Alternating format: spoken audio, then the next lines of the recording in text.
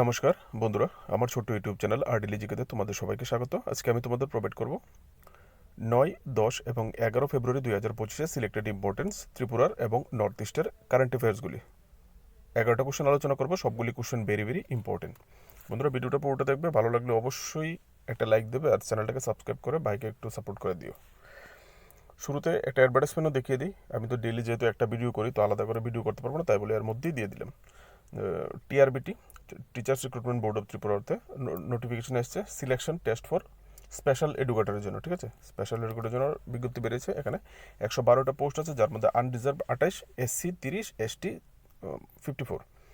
আর এর মধ্যে রিজার্ভড আছে 112টার মধ্যে 8টা পোস্ট পিডাব্লিউডি, যারা ফিজিক্যালি হ্যান্ডিক্যাপ আছো তো তোমাদের জন্য। আর যারা এক্স সার্ভিসম্যান আছো, এক্স সার্ভিসম্যান ইউআর দুটো, এক্স সার্ভিসম্যান এসসি একটা, এক্স সার্ভিসম্যান এসটি একটা পোস্ট রিজার্ভ আছে। ঠিক আছে, আর বয়সের যে সর্বোচ্চ সীমা সেটা হচ্ছে 40, জেনারেল ইউআর ক্যাটাগরি যারা আছো। আর এজ রিল্যাক্সেশন পাওয়া যাবে এসসি এসটি 5 বছর, ওবিসি 3 বছর, যেভাবে দেওয়া হয়ে থাকে। ঠিক আছে, এজ রিল্যাক্সেশন তোমরা এখান থেকে দেখে নেবে। আমি শুধু এসসি এসটিটাই দেখলাম 5 বছর, একটু দেখে নিও বাকিটা। তোমাদের এখানে ডেটস দেওয়া আছে 7 মার্চ 2025 থেকে অ্যাপ্লাই শুরু হবে বিকেল 4টা থেকে, আর 17 মার্চ 2025 পর্যন্ত অ্যাপ্লাই চলবে। ঠিক আছে, আর এখানে এক্সাম ডেটও দেওয়া আছে, ডেট অফ টেস্ট, যে তোমাদের টেস্ট হবে 22 জুন 2025। এখন থেকেই প্রিপারেশন শুরু করে দাও। টাইম এবং ডিউরেশন টেস্টের 12টা থেকে 2:30 পর্যন্ত দুপুর। আর ক্লোজিং অফ দ্য গেট তোমার 11টার সময় গেট বন্ধ করে দেবে। তো এক্সাম সেন্টার কোথায় হবে তোমাকে পরে অ্যাডমিট কার্ডে জানিয়ে দেওয়া হবে। ঠিক আছে, তা টেস্ট সেন্টার আগরতলা এরিয়াতেই হবে।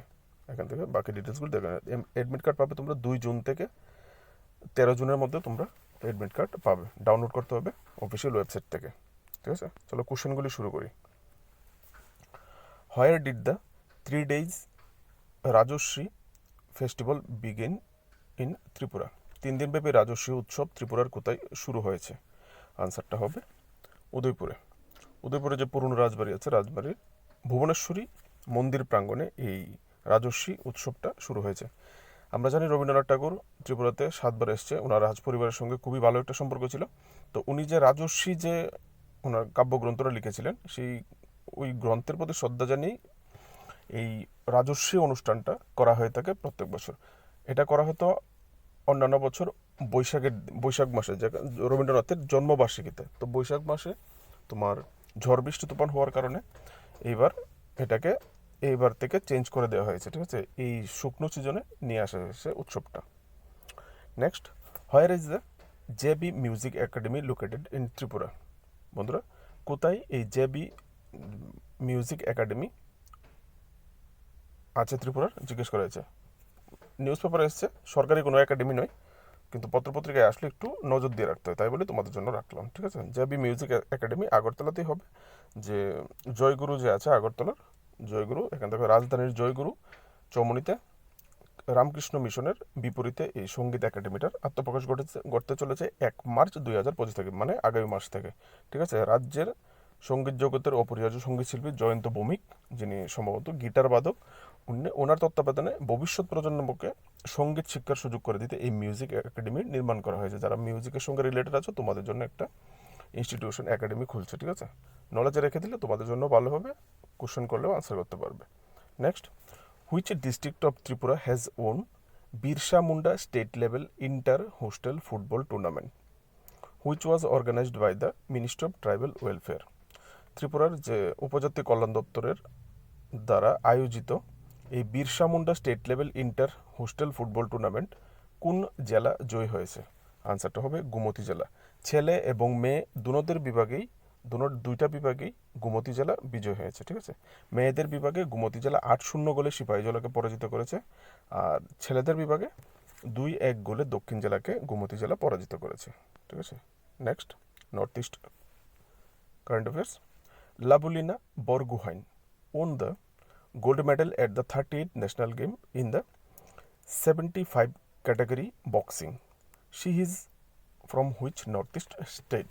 বন্ধুরা, লাবুলিনা বরগোহাইন, যিনি এই যে 38th ন্যাশনাল গেম চলছে উত্তরাখণ্ডে, সেখানে 75 কেজি বক্সিং ইভেন্টে, 75 কিলো ওয়েটের বক্সিং ইভেন্টে উনি গোল্ড মেডেল জিতেছেন। তো উনি জিজ্ঞেস করেছে উনি উত্তর পূর্বের কোন রাজ্য থেকে? আনসারটা হবে আসাম থেকে, ঠিক আছে। তো কত কেজি ইভেন্টে সেটাও কিন্তু জিজ্ঞেস করতে পারে, 75 কেজি ইভেন্টে। Next, Tarundeep Rai won the bronze medal in men's recurve archery event at 38 national game. He is from which north east state? বন্ধুরা, তরুণদীপ রয় যিনি ব্রোঞ্জ মেডেল জিতেছেন মেন্স রিকার্ভ আর্চারি ইভেন্ট, আগে বোধহয় আর্কারি বলেছিলাম, মাফ করবে, ঠিক আছে। আর্চারি ইভেন্ট তীরন্দাজ যেটাকে বলা হয় আর কি, তীর ছোড়া। তো এই মেন্স রিকার্ভ আর্কারি ইভেন্টে উনি ব্রোঞ্জ মেডেল পেয়েছে। উনি কোন রাজ্য থেকে জিজ্ঞেস করা হয়েছে? উনি সিকিম থেকে, ঠিক আছে। এখান থেকে তোমরা দেখতে পারো। Next, recently in which place of Tripura BSF 81 battalion has organized a patriotic concert Maa Tujhe সালাম? বন্ধুরা, এখানে জিজ্ঞেস করা হয়েছে সম্প্রতি বিএসএফের যে 81 নম্বর ব্যাটালিয়ন আছে তারা কোথায় একটা দেশাত্মবোধক সঙ্গীতানুষ্ঠানের আয়োজন করেছে যার নাম দেওয়া হয়েছে মা তুজে সালাম? আনসারটা হবে সোনামুড়াতে। যে ওই অঞ্চলের যে জনগণ আছে তাদেরকে দেশের প্রতি উদ্বুদ্ধ করা, দেশাত্মবোধ জাগ্রত করা, পড়াশোনার সঙ্গে সঙ্গে কীভাবে করা যায় তার জন্য এই অনুষ্ঠানটা করা হয়েছে, ঠিক আছে। আর একজন টমটম চালককে পুরস্কৃতও করা হয়েছে। উনি 26শে জানুয়ারি ইন্ডিপেন্ডেন্স ডে এবং নেতাজি জয়ন্তীর দিন যারা দেশের জন্য জান দিয়েছেন তাদের ফটো ওনার টমটমে লাগিয়ে, ফ্ল্যাগ লাগিয়ে উনি সেলিব্রেট করে থাকেন। তাই বলে ওনাকে বিএসএফের তরফ থেকে, ডিজির তরফ থেকে, আইজির তরফ থেকে অ্যাওয়ার্ড পুরস্কৃত করা হয়েছে। Next, who won the Tripura state selection FIDE rating blitz chess tournament 2025?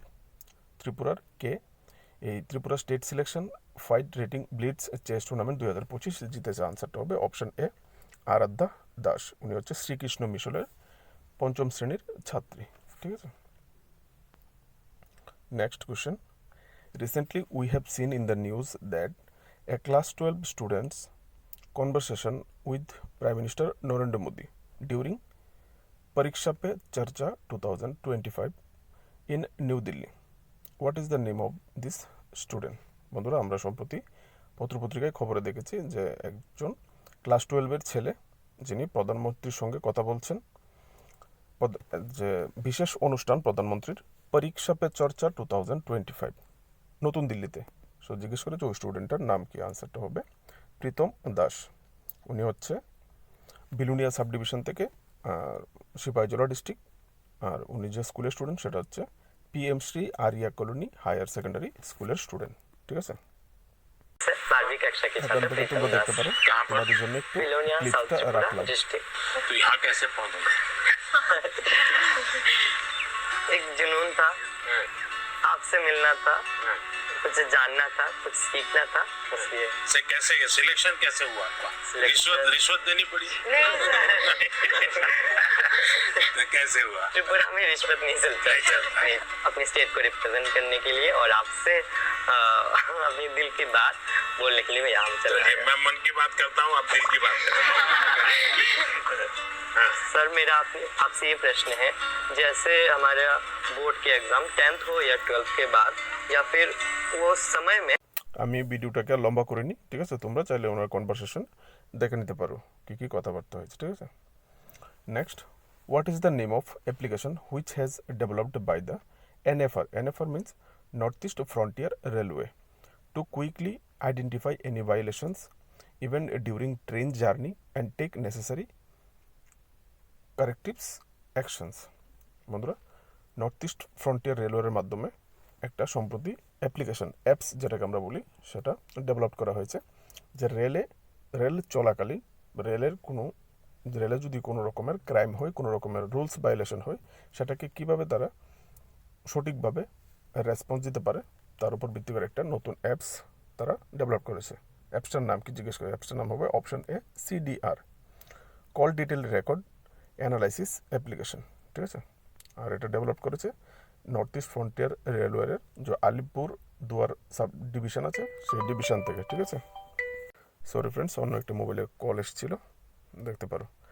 Next question, chief minister of which of the following north eastern states has resigned on 9 February from his post nearly 2 years after the start of ethnic violence in the state? এখানে জিজ্ঞেস করা হয়েছে উত্তর পূর্ব ভারতের কোন রাজ্যের মুখ্যমন্ত্রী 9 তারিখ ওনার পদ থেকে রিজাইন করেছে জাতিগত সহিংসতা শুরুর 2 বছর পরে? আনসারটা হবে আমরা সবাই জানি মণিপুর। মণিপুরে একটা এথনিক ভায়োলেন্স চলছে কুকি এবং মিথি মণিপুরীদের মধ্যে, তার উপর ভিত্তি করে ওনাকে রিজাইন করাতে হয়েছে। ঠিক আছে, বিজেপি দলের ছিল, অমিত শাহর নির্দেশেই উনি রিজাইন করেছেন। বর্তমানে যে মণিপুরের গভর্নর আছে অজয় কুমার ভাল্লা। ঠিক আছে, দিয়ে দিয়েছি কেন, মণিপুর রিলেটেড একটা কোশ্চেন তোমাদের থাকতে পারে, বলতে পারে যে chief minister Biren Singh governor of মণিপুরের কাছে রেজিগনেশন লেটার জমা দিয়েছে, তো বর্তমানে মণিপুরের গভর্নরকে। ঠিক আছে, তো মণিপুর রিলেটেড একটা কোশ্চেন তোমাদের উপর থাকতেই পারে, তোমরা মণিপুরের উপর নজর রাখবে। Next question, where was the 55th annual general conference of state engineers association held? কোথায় 55তম যে বার্ষিক জেনারেল কনফারেন্স যেটা হয় সভা, সাধারণ সভা স্টেট ইঞ্জিনিয়ার্স অ্যাসোসিয়েশনের, ত্রিপুরা রাজ্যের স্টেট ইঞ্জিনিয়ার অ্যাসোসিয়েশনের একটা সভা হয়েছে অ্যানুয়াল 55তম, সেটা কোথায় হয়েছে?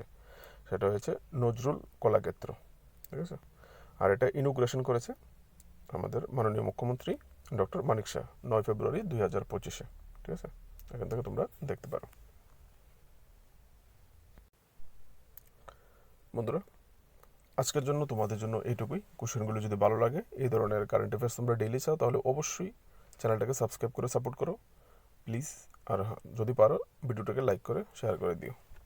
নমস্কার, দেখা হচ্ছে নেক্সট ভিডিওতে। তোমরা প্লেলিস্ট চেক করতে পারো আলাদা আলাদা টপিকের উপর ভিডিওর জন্য।